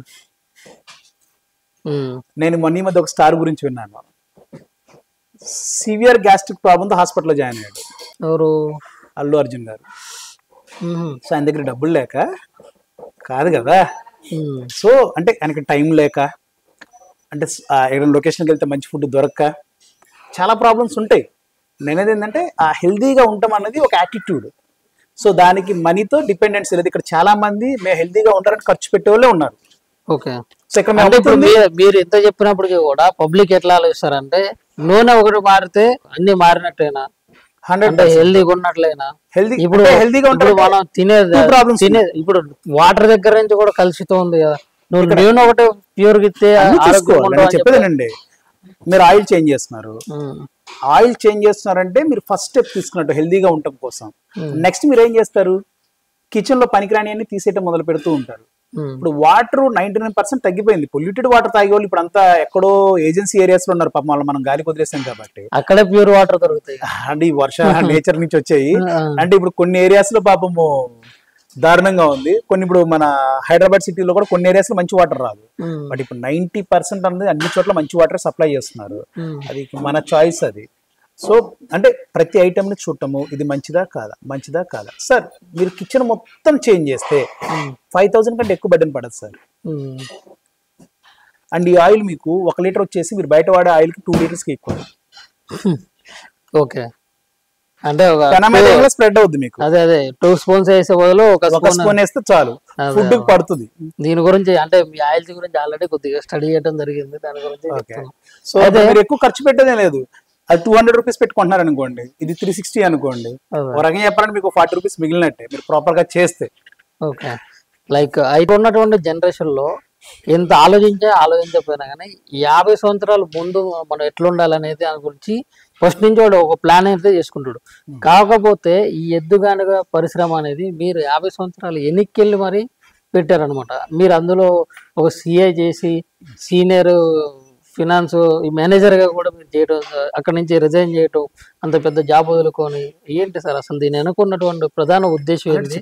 మీరు ఏమనుకుంటున్నారు అసలు? మన ఫుడ్ అనేది నేచర్ కి చాలా దగ్గరగా ఉండాలనేది నా థాట్. అది ఇప్పుడు ఆయిల్ ఎందుకు సెలెక్ట్ చేసుకున్నా అంటే most adulterated product in the market right now. మీకు ఆయిల్ అడల్టరేట్ అయినట్టు హనీ ఆయిల్, ఈ 2 బాగా అడల్టరేటెడ్ ప్రొడక్ట్. మిల్క్ కూడా ఉంటుంది అనుకోండి, ఈ 3 బాగా అడల్టరేటెడ్. అందుకని ఫస్ట్ మేము ఆ ప్రాబ్లమ్ సాల్వ్ చేయడానికి ట్రై చేస్తున్నాము, అందుకని ఆయిల్ తీసుకున్నాము. కానీ మా ఉద్దేశం ఏంటి, మనకు తెచ్చే ప్రొడక్ట్ హెల్దీతో పాటు ఎథికల్ గా కూడా ఉండాలి అనేది మాది. అంటే ఎథికల్, ఇంతకంటే ఎథికల్ ప్రొడక్ట్ చూపించండి. ఒక ఎద్దు బతుకుతుంది, ఒక రూరల్ ఉమెన్ బతుకుతుంది, అవునా కాదు? సో ఇంతకంటే ఇప్పుడు మీరు ₹1 ఖర్చు పెట్టారు, ఆ ఖర్చుకు ఒక అర్థం ఇస్తున్నాం మేము. అంటే మీరు హైదరాబాద్ లో కూర్చొని ఒక బాటిల్ కొంటే ఎక్కడో ఒక చోట మంచి జరుగుతుంది అన్నది తీసుకురావాలన్నది మా తపన. అంటే మేము చేసే పని ఎథికల్ గా ఉండాలి, హెల్దీగా ఉండాలి. అంటే నా దగ్గర ప్రొడక్ట్ కొన్న వాళ్ళు హెల్దీగా ఉండాలి, అండ్ వాళ్ళు చేసే ఖర్చుతో ఇంకొక ఫ్యామిలీ అక్కడ చోట హెల్దీగా ఉండాలి.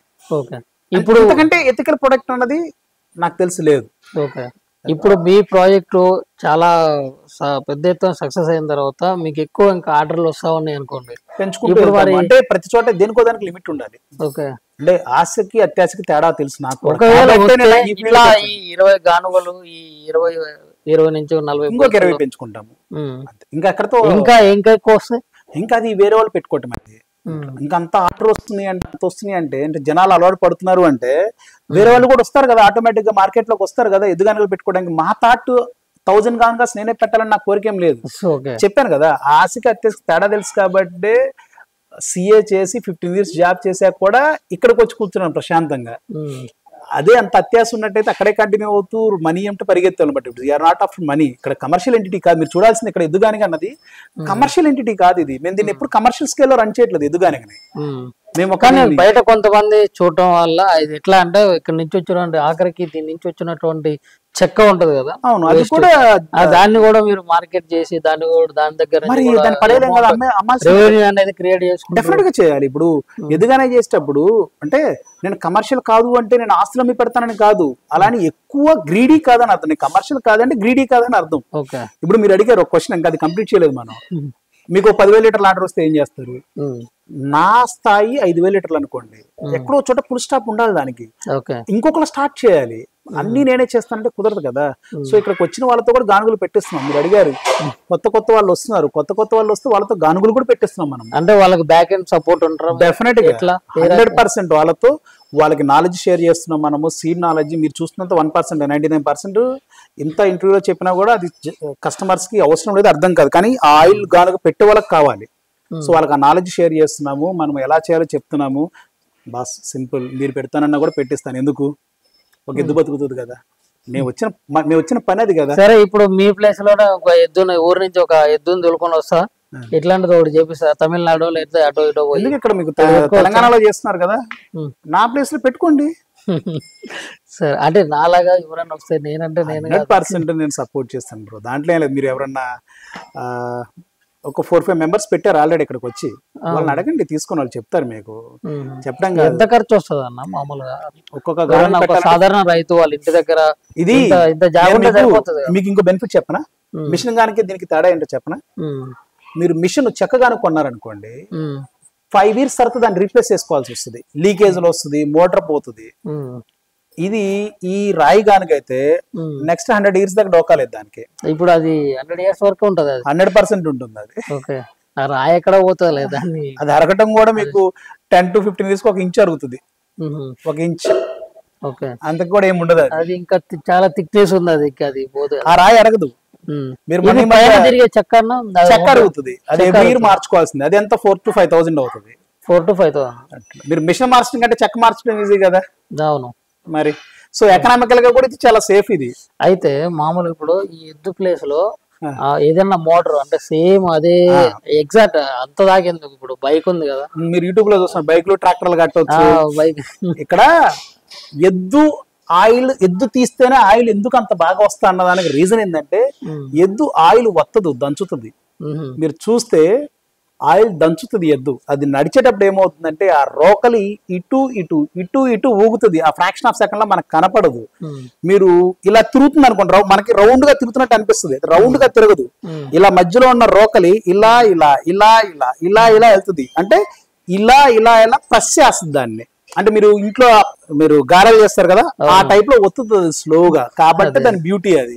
మీరు మిషన్ కట్టారనుకోండి, కాన్స్టెంట్ ఫ్రిక్షన్ ఉంటుంది. ఆ కాన్స్టెంట్ ఫ్రిక్షన్ వల్ల హీట్ క్రియేట్ అవుతుంది, మీకు ప్రెషర్ క్రియేట్ అవుతుంది. సో అది మళ్ళీ పనికిరాదు. సో ఒక ఎద్దు నడిస్తే మీకు ఇలా ఇలా ఇలా ఇలా వెళ్తుంది అది. సో దాని గొప్పదనం అది. ఎద్దు ప్లేస్ లో మీరు ఏ జీవిని కట్టుకోవచ్చు. మీరు దున్నపోతుని కట్టుకోవచ్చు, గేదెను కట్టుకోవచ్చు, ఆవుని కట్టుకోవచ్చు. కానీ ఆవుతో పని చేయించే కల్చర్ మన దగ్గర లేదు. కొన్ని నార్త్ సైడ్ లో చేపిస్తారు, బట్ మన సౌత్ సైడ్ లో ఎస్పెషల్లీ ఆ కల్చర్ లేదు. ఆ ఆవులతో పని చేయించే కల్చర్ మనకు లేదు. సో ఆవులను కట్టం మనము. మన ట్రెడిషన్ ప్రకారము దున్నపోతులు కడతారు, ఎద్దులు కడతారు. కానీ ఎద్దుకు మెమరీ పవర్ ఎక్కువ. మీరు ఎద్దుని ఒక్కసారి దానికి పని నేర్పిస్తే అది పని ఎన్నిసార్లైనా గుర్తుపెట్టుకొని చేస్తుంది. దున్నపోతుని తీసుకొస్తే రోజు పని చేయించాలి. కాబట్టి దున్నపోతులు కానీ ఈ ఎద్దులు కానీ అంటే వ్యవసాయానికి ఇప్పుడు రైతులకి సహకరించేటటువంటి యంత్రాల వినియోగం ఎప్పుడైతే పెరిగిందో అప్పటి నుంచి కూడా వీటిని కటింగ్ గా తీసుకుపోతున్నారు. ఏమని అడిగితే మా తిండి మా ఇష్టం, మేము మా స్వతంత్రంగా మేము తింటాం, మాకు హక్కు అన్నట్లు కూడా కొంతమంది మాట్లాడటం, బహిరంగంగా మాట్లాడటం. కానీ కొన్ని ప్రాంతాల్లో డైరెక్ట్ ఎద్దుని కడియేసి ఆడ కుక్కేలకి ఏలాడి తీసేట్లు ఉన్నటువంటి పరిస్థితులు కానీ, కొన్ని సందర్భాల్లో అయితే డైరెక్ట్ గా ఎద్దుల్ని ఆవుల్ని కూడా వాటితో కలిపి ఆవుల్ని కూడా అంటే వయసు మీద పడినటువంటి ఆవుల్ని కూడా కటింగ్ కి పెద్ద వ్యాన్లలో ఎక్కి తరలించడం కానీ, వాటిని ఆపడం కానీ, చేయడం కానీ, ఇట్లాంటి ఇప్పుడు ప్రస్తుత సమాజంలో ఇవన్నీ కూడా చూసుకుంటూ వస్తా ఉన్నాం. మరి మీరు ఒక ఎద్దుకి ఒక ఉపాధి కల్పిస్తున్నారు ఇక్కడ. అయితే నాకు ఇష్టం ఎద్దు. సో నా శక్తి వంచన లేకుండా నా శక్తి మేర నేను ఏది చేయగలుగుతున్నా అది చేస్తున్నాను. అంటే ఇప్పుడు మీరు తింటున్నారు, నేను మీతో మిమ్మల్ని కొట్టేసి లాక్కోవాలన్న కోరిక నాకేం లేదు యాక్చువల్గా. కానీ నా దగ్గర కొంతమంది వస్తుంటారు, చాలా తెలివిగా అడుగుతారు నన్ను క్వశ్చన్. ఏమడుగుతారంటే, మీరు ఎద్దును కాపాడాలంటున్నారు కదా, మీరు నాన్ వెజిటేరియనే అంటారు. ఉమ్, అవునండి, నాన్ వెజిటేరియన్. మీరు చికెన్ తింటారా? తింటానండి. నేను తింటానండి అని చెప్తాను నేను. మేము ఎద్దును తింటాము, రెండు మాంసమే కదా, తప్పేంది? ఉమ్, ఇది వాళ్ళ క్వశ్చన్. అంటే నాకు అప్పుడప్పుడు అనిపిస్తుంది అంటే, సరే మనం అగ్రెసివ్ అవ్వకూడదు కాబట్టి నేను వాళ్ళ లాంగ్వేజ్లోనే ఆన్సర్ చెప్తాను. అవును. నేచర్లో ప్రతి జీవికి ఒక పర్పస్ ఉంటుంది.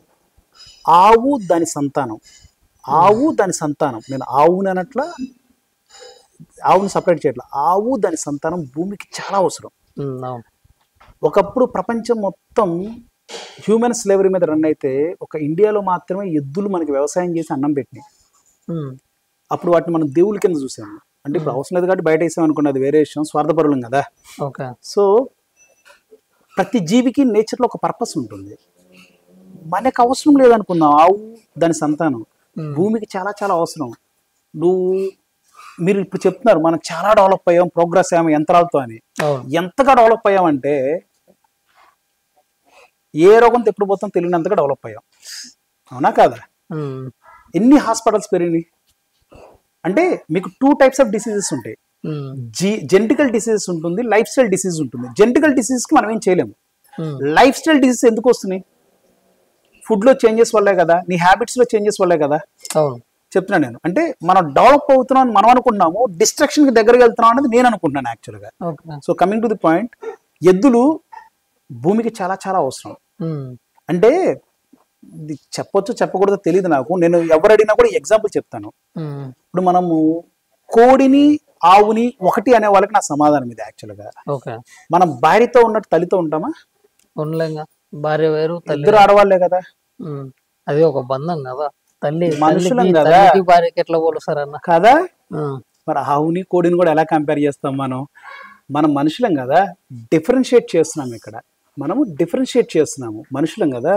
సో ఈ జీవిది, ఈ జీవిది. మన పెద్దవాళ్ళు ఆవుని తల్లి కంటే మొదటి స్థానంలో ఎందుకు పెట్టిపోయారంటే, అది లేకపోతే మనకి ఫ్యూచర్ లేదు అని గుర్తించి దాన్ని పెట్టిపోయారు. గోమాత అని పేరు పెట్టి నామకరణం చేసి మరి పెట్టిపోయారు. ఎద్దుని శివుడి దగ్గర ఎందుకు పెట్టిపోయారంటే, మనలాంటి ఎదరు భూమి మీదకి వస్తారు, వీళ్ళు ఇలాగే వితండవాదం చేస్తారు, ఈ జీవులను చంపేస్తారు అని వాళ్ళకి ఎప్పుడో తెలుసు.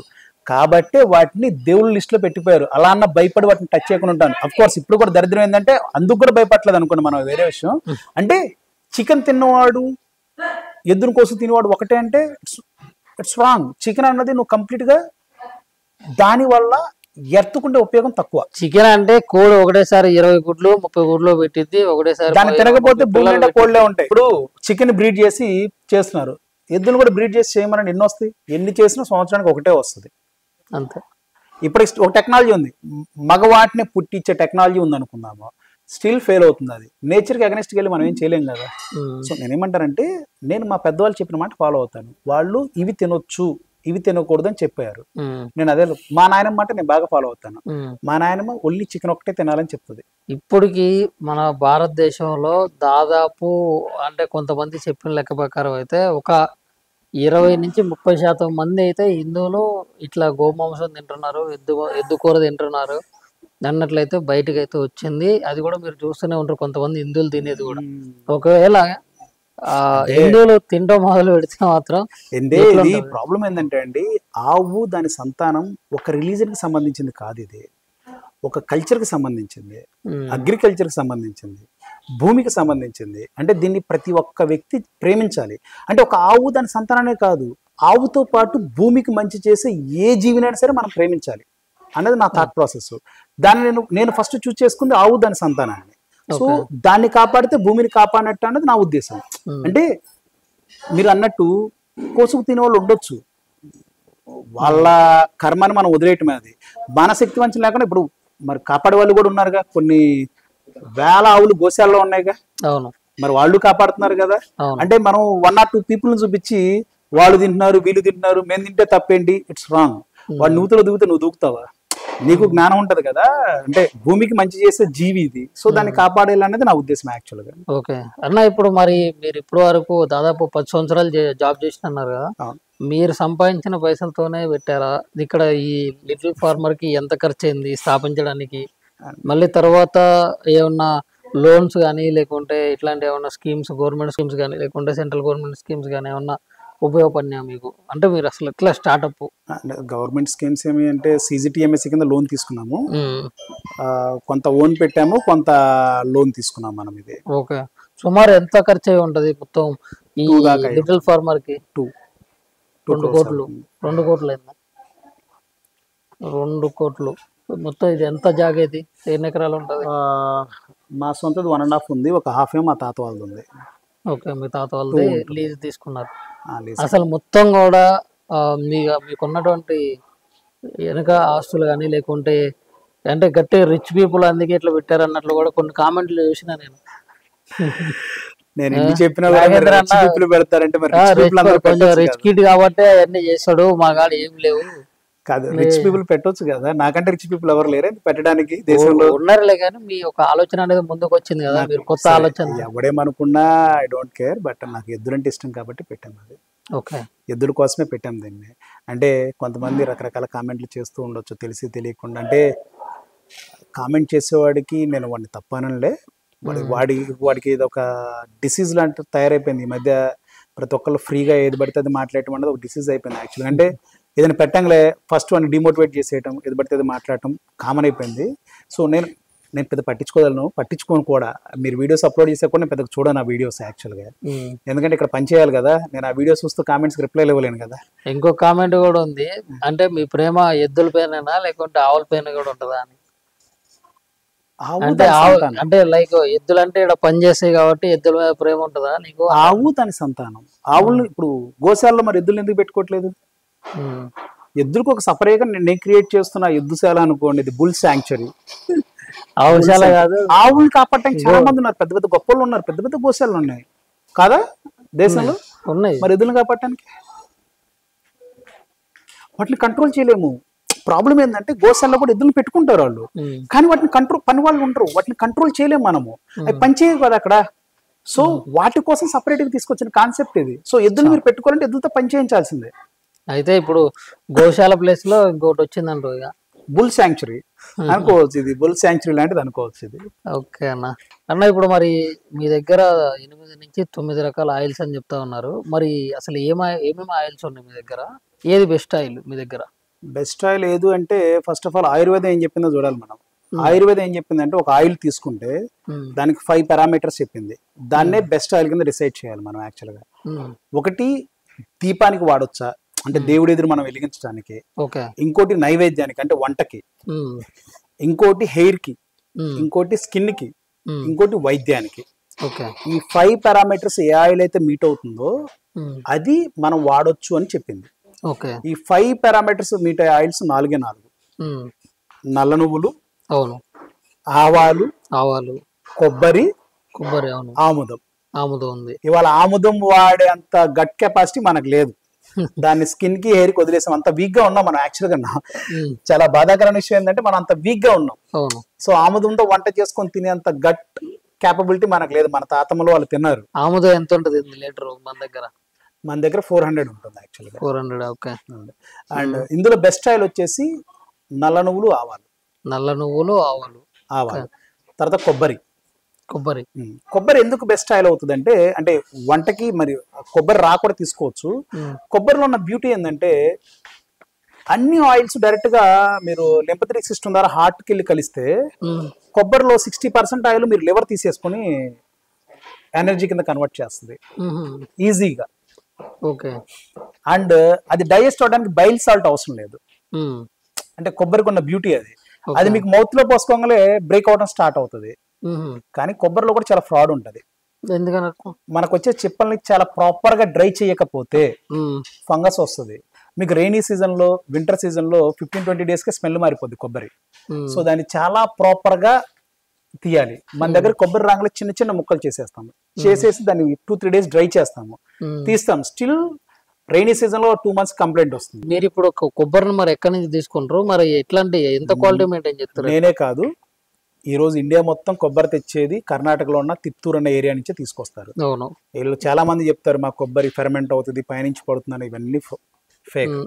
ఎవరు తెచ్చినా కురిడీలు తెచ్చేది మాత్రం తిత్తూరు నుంచే. తిత్తూరు కర్ణాటక తిత్తూరు నుంచే కురిడీలు తీసుకొస్తారు. నేను తెచ్చినా ఎవరు తెచ్చినా. మేము ఇంకొక స్టెప్ ముందుకేసి డెసికేటెడ్ కోకోనట్ పౌడర్ నుంచి కూడా ఆయిల్ చేస్తాం, జీరో ఫంగల్. టెస్ట్ చేయించినా కూడా zero fungal, okay, zero fungus దాంట్లో. సో ఆయిల్ మీకు 1 year అయినా కూడా అలాగే ఉంటుంది. 1 year అయినా 1 year అయినా కూడా కొబ్బరి నూనె అలాగే ఉంటుంది. ఇప్పుడు మామూలుగా ఈ పేరాషెట్ అని చెప్పి కొబ్బరి చిప్పలు బొమ్మలు వేసుకుంటూ వస్తాయి బ్లూ కలర్ డబ్బాలు, మరి ప్రాసెస్డ్ అవి. అది చాలా గొప్ప విషయం. జనరల్ గా కొబ్బరిలో మాయిశ్చర్ ఎక్కువ ఉంటుంది చెప్పొచ్చినప్పుడు. ఫంగస్ ఉండబట్టే కదా అది నలుపు అవుతుంది, బ్రౌన్ కలర్ లోకి మారుతుంది. సో దాన్ని బాగా డ్రై చేసి 3% మాయిశ్చర్ తీసుకొచ్చి తీస్తే దాని షెల్ఫ్ లైఫ్ అన్నది ఆల్మోస్ట్ ఎండాకాలంలో తీస్తేనే 6 months ఉంటుంది. ఓకే, సీజన్ మారే కొద్దీ దాని షెల్ఫ్ లైఫ్ కూడా తగ్గుతూ ఉంటుంది. సో మీరు దాన్ని 15-20 days 1 month లో వాడుకుంటే బెస్ట్ కుడి. లేదు మీరు ఒక 2-3 months లో వాడుకుంటే డెసికేటెడ్ కోకోనట్ పౌడర్ నుంచి తీసుకోవడం ఉత్తమం. జీరో ఫంగల్ అన్నది. సో చాలా మంది 1300-1400 అమ్ముతుంటారు కురుడి నుంచి తీసిన ఆయిల్. బట్ మన దగ్గర అయితే 710. అయితే కొంచెం అటు ఇటు నడుస్తుంటది. 710 యాక్చువల్ గా ఎవరు తీసినా అదే. చాలా మంది బయట కర్పూరాలు కలుపుతారు, గ్లూకోజ్ కలుపుతారు స్మెల్ రాకుండా. చాలా కస్టమర్ కి అర్థమైపోతుంది. మన కస్టమర్ అన్నాడు, సార్ వాళ్ళ కొబ్బరి నూనె చాలా తీయగా ఉంది, మీదేంటండి అన్నాడు. కొబ్బరి నీళ్ళు తీయగా ఉంటాయా? కొబ్బరి నీళ్ళు ఉంటే కొబ్బరి నూనె అలాగే ఉండాలి, కొబ్బరి తిన్నప్పుడు ఎలా ఉంటే అలాగే ఉండాలి. డ్రై అయ్యే కొద్దీ మీకు ఇంకా స్వీట్ వస్తుంది, తగ్గుతుంది, స్వీట్ తగ్గుతుందా మీకు. ఆ స్వీట్ అన్నది వాటర్ లో ఉంటది. ఓకే ఓకే, మాయిశ్చర్ పోయే కొద్దీ స్వీట్ తగ్గుతుంది. పల్లి ఉంది, మీరు మాయిశ్చర్ తో ఉన్నప్పుడు తింటే తీయగా ఉంటుంది. మాయిశ్చర్ డ్రై అయ్యే కొద్దీ స్వీట్నెస్ తగ్గిపోద్ది. ఆ వాటర్ ఎవాపరేట్ అయిపోతే ఆ స్వీట్నెస్ పోద్ది మీకు. అది. అండ్ నల్ల నువ్వులు చాలా బ్యూటిఫుల్ ఆయిల్ అది. అసలు ఆవ నూనె, అసలు ఆవ నూనె మన దగ్గర కూడా స్మోక్ రాదు, పంజెన్సీ ఉండదు, చాలా బ్యూటిఫుల్ గా ఉంటుంది ఆయిల్ కూడా తినడానికి. ఇట్స్ ఎస్పెషల్లీ సౌత్ ఇండియన్స్ కి ఎద్దుగానుగలో ఉన్న పెద్ద బెనిఫిట్ అదే. యాక్చువల్ గా హీట్ అవ్వదు. హీట్ అయితే ఆవ నూనె స్వరూపమే మారిపోద్ది. తీసేటప్పుడు కనుక హీట్ అయితే ఆవ నూనె దాని స్వరూపమే మారిపోద్ది. స్మోక్ వచ్చేస్తుంది, పంజెన్సీ, కళ్ళు మండుతుంది. ఎద్దుగానలో అది ఉండదు కాబట్టి బ్యూటిఫుల్ గా ఉంటుంది ఆయిల్ వంటకి. సౌత్ ఇండియన్స్ కోసమే అది ఎస్పెషల్లీ. సో మీరు కుసుమ నూనె కూడా వాడుకోవచ్చు.